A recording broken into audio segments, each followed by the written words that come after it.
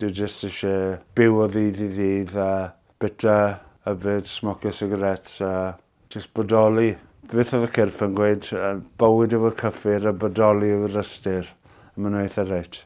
Dwi jyst yn ysgrifennu allan o bleser, really. Geiriau yw popeth, nhw'r cyffur gorau. Maen nhw'n well am marijuana, heroin neu unrhyw cyffur. There's a considerable number of Welsh bands whose stuff I play on the radio and whose music I like. And there's Llwybr Llaethog who do hip-hop and flaps who are kind of vaguely primitivesy and so on. But I suppose my favourites probably are still Datblygu, and they've got an excellent LP, the title which translates as Eggs, and this is something that I would recommend to anyone. Gina mynd â garage am fan trosiad. Mae'n cerdded I fewn ac mae'n peirianwyr dwylo olew yn yfed te.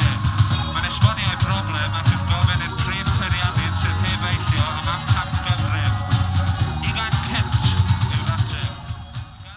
Ar dyfodol, rwy'n glynu at yr hyn ystrydeb sy'n dweud un dydd ar y tro. Dywedodd Winston Churchill fod yfed alcohol ac ysmygu tobaco yn hawl sanctaidd, felly rwy'n dathlu gorffen y llyfr hwn efo gwydred o stout oer a sigaret.